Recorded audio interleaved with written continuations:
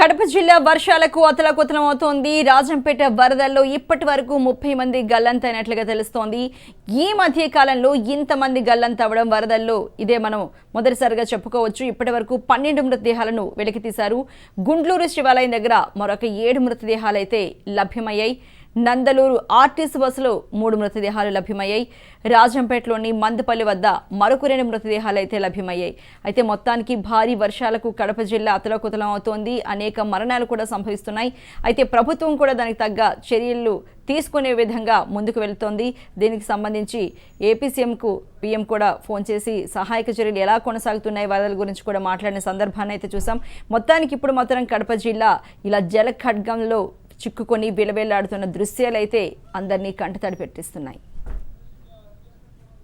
దీనికి సంబంధించి మరింత తాజా సమాచారాన్ని మా ప్రతినిధి సుదర్శన్ అందిస్తారు. సుదర్శన్, మరి రాజంపేట వరదల్లో ఇప్పటి వరకు 30 మంది గల్లంతైనట్లుగా తెలుస్తోంది కదా, మరి కడప జిల్లా వ్యాప్తంగా ఈ జల ఖడ్గం ఎలాంటి విలయాన్ని సృష్టిస్తోంది?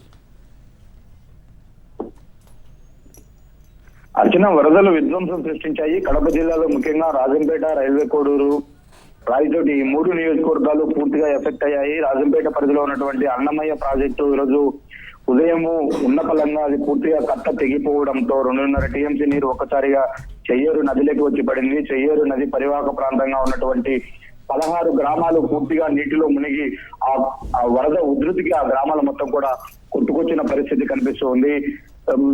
ఇక కడప జిల్లాకు సంబంధించి కడపలో ఉన్నటువంటి బుగ్గవంక డ్యామ్ కూడా ఉధృతంగా ప్రవహిస్తుంది. ఇప్పటికే బుగ్గవంక పరివాహక ప్రాంతాలన్నీ కూడా నీటిలో ఉన్నాయి. అన్నమయ్య ప్రాజెక్టు సంబంధించి ఇది సంబేపల్లి మండలంలో ఉన్నటువంటి పింఛా నది దగ్గర ప్రారంభమవుతుంది. ఈ చెయ్యేరు నది అనేది అక్కడి నుంచి అన్నమయ్య ప్రాజెక్టు చేరి అన్నమయ్య ప్రాజెక్టు నుంచి దాటుకొని పెన్నా నదిలో కలిసే ఈ చెయ్యేరు నది ఒక్కసారిగా పింఛా నది గేట్లు మొత్తం తెగిపోవడంతో అక్కడి నుంచి పెద్ద ఎత్తున వాటర్ అన్నమయ్య ప్రాజెక్టు చేరింది.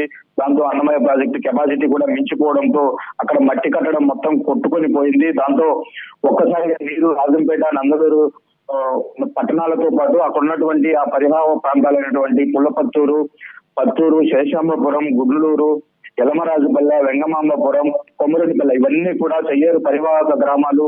ఈ గ్రామాలన్నిటిని ఒక్కసారిగా తుడిచిపెట్టుకుంటూ ఆ చెయ్యేరు నది ఉధృతంగా ప్రవహిస్తూ రాజంపేట, నందలూరు ప్రాంతాలు భయపడింది. రాజంపేట, నందలూరు మధ్యలో ఉన్నటువంటి రామాపురం దగ్గర 3 ఆర్టీసీ బస్సులు.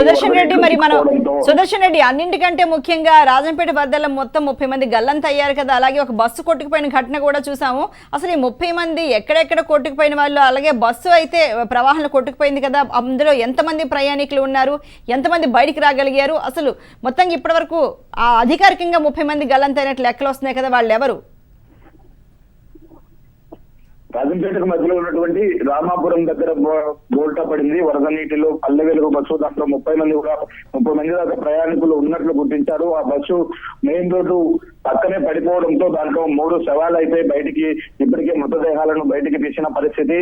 ఇంకా బస్సును పూర్తిగా రెస్క్యూ చేసి బయటికి తీయలేకపోతూ ఉన్నారు. రేపు ఉదయం బస్సును పూర్తిగా నీటిలో నుంచి బయటకు తీసిన తర్వాత దాంట్లో ఇంకా ఎన్ని మృతదేహాలు ఉన్నాయనేది చూడాలి. అంటే 30 మందితో ప్రయాణిస్తున్నటువంటి బస్సు ఒకసారిగా ప్రమాదానికి గురైతే మిగిలిన వాళ్ళ పరిస్థితి ఏంటి అన్నది కూడా ఇప్పటికీ తెలియడం లేదు. అలాగే ఇప్పుడు నేను ఇందాక చెప్పినటువంటి పరివాహక గ్రామాల్లో ఉన్నటువంటి గ్రామాలన్నింటిలో కూడా పోలీసులు ఉదయం నుంచి కూడా పర్యటన చేస్తూ ఉన్నారు. అక్కడక్కడ డెడ్ బాడీస్ దొరుకుతున్నాయి. మొత్తంగా ఇప్పటి వరకు పోలీసులు స్థానిక నందలూరు పోలీసులు గుర్తించిన మేరకు 30 మృతదేహాలను వాళ్ళు వివిధ ప్రాంతాల్లో చోట్ల గుర్తించడం జరిగింది.